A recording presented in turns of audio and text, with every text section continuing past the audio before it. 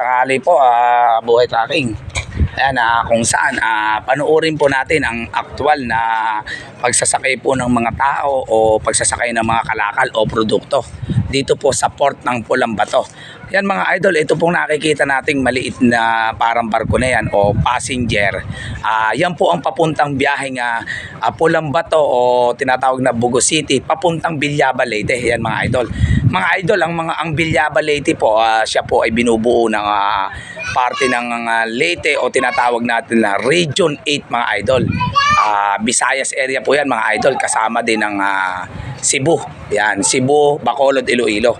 Yan po nakikita natin actual na sasakay po ng mga kargada o mga tao po. Yan po yung tinatawag na maliit na barko na KCQ Express. Yan mga idol, mga aktual po nating pinapanood ng ating mga kababayan. Yan, saan man sulok ng mga Pilipinas, yung mga nakakapanood po ngayon. Yan po ang biyahe ng Pulang Bato Port to Bilyaba, Leyte. Region 8 na po mga idol ang Leyte po. Kasama po ng Ormoc, Tacloban yan.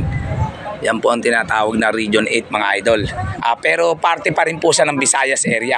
Kagaya rin po ng Cebu, Bacolod, Iloilo, Negros, yan mga Visayas area yan. Yan mga idol, aktual po nating pinapanood sila.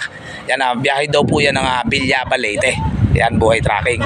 Sa mga hindi po masyadong pamilyar dito, ayan, mapanood nyo po, yung pong isang malaking barko naman na yun, yung tinatawag na Roro, biyahe daw po ng Palumpon yun.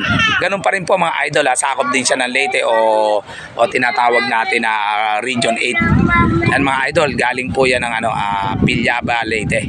Yan.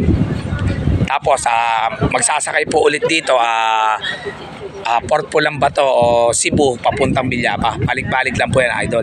Yung pong isang malaking barko na yun idol, yung po yung sinasakay ng ating mga tracking. Dito naman po mga pasahero po yan o tao at saka po yung tinatawag natin mga kargada. Yan, sa lahat po ng mga magbabiyahe na yan, mag-iingat po kayo sa gitna ng karagatan mga idol.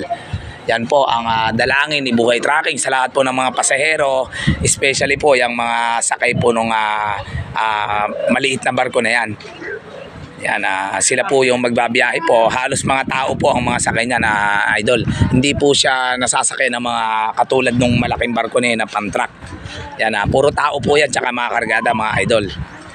Yan, yan pong munting barko na yan. Mag-iingat po sila sa kanilang paglalayag mga idol. Yan. Ganyan po ang kaganapan dito sa Port of Pulang Bato, Bugo City o sako po ng Cebu mga idol. Yan. Mag-iingat po sila palagi, Buhay Tracking.